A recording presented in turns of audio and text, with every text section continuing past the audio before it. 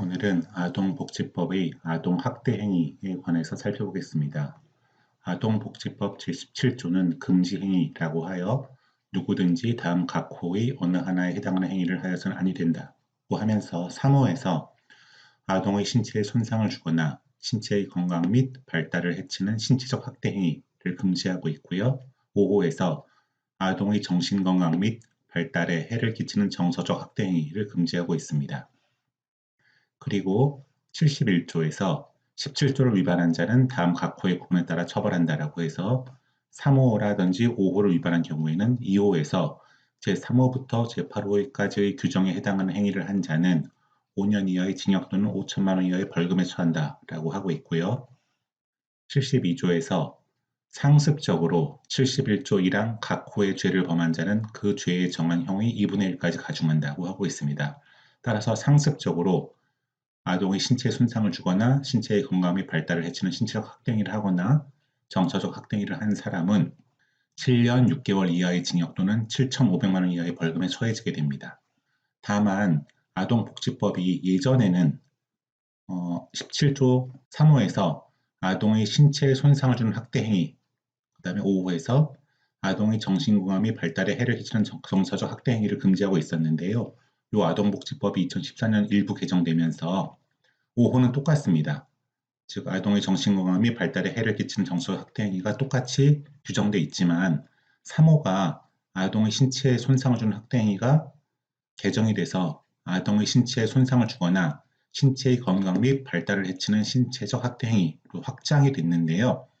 요 새로 규정된 요 뒷부분이 뭔가 새로운 처벌을 하기 위한 조항이냐가 문제가 될 수 있는데 대체로는 요 5호에 정신건강 및 발달에 해를 끼치는 정서적 학대행위와 대응해서 신체의 건강 및 발달을 해치는 신체적 학대행위로 추가한 것 같습니다. 즉 문헌을 추가한 것 뿐이지 큰 의미는 없고 예전과 마찬가지로 아동의 신체에 손상을 주는 학대행위를 처벌하면서 5호와의 균형상 이 문구를 추가한 것이 아닐까 싶습니다. 따라서 예를 들어서 부모가 아이에게 언어로서 아주 심한 욕을 계속 한다거나 이럴 경우에는 이거는 이제 아동의 정신건강 및 발달에 해를 끼치는 정서적 학대행위에 해당될 수 있겠죠. 따라서 이럴 경우에 이제 5호가 적용되게 될 것인데요. 문제는 부모가 아동을 수시로 때려요. 그래서 혹이 날 정도로 심하게 때려요. 이럴 경우에 이것이 이제 아동의 신체에 손상을 주거나 신체의 건강 및 발달을 해치는 신체적 학대행위에 해당되면 분명합니다. 예, 즉 이런 것도 욕설을 하고 이런 것들은 신체적 학대, 정서적 학대행위가 될 것이고요. 그다음에 직접 때리거나 이런 경우에는 이제 신체적 학대행위가 될 것인데요. 이런 어떤 신체적 학대 행위는 매를 맞는 부모에게 상처가 날 정도로 매를 맞는 그런 아이는 정서적으로도 학대를 당하게 되는 거죠, 당연히. 즉 그 아동은 신체의 손상을 받을 뿐만 아니라 정신건강 및 발달에 해를 끼치는 그런 어떤 정서적 학대도 같이 당하는 게 보통이겠죠. 따라서 신체적 학대 행위가 있으면 정서적 학대 행위도 당연히 해당되는 것이 아니냐라는 의문이 들 수가 있습니다. 즉 요것이 성립을 하면 당연히 요것도 성립하는 거 아니냐, 그러니까 이중으로 처벌받아야 되는 거 아니냐라는 의문이 들 수가 있죠. 근데 이에 대해서 판례는 대법원 판례는 아니고 하급심 판례이긴 하지만 이제 대법원에서 기각이 됐으니까 사실상 대법원도 이를 수긍한 그런 어떤 판례를 보시면요. 아동복지법 제7호 제3호의 신체적 학대 행위가 성립한 경우 제5호의 정서적 학대 행위는 별도로 성립하지 않고 제5호의 정서적 학대 행위는 앞서 본 바와 같이 유형력 행사를 동반하지 아니한 정서적 학대 행위나 유형력을 행사하였으나 신체의 손상에까지 이르지는 않은 경우에 성립한다고 보아야 할 것이므로 위 3호, 제5호는 상사적 경합관계가 아닌 법조 경합의 관계로 봄이 타당하다라고 판례가 있습니다.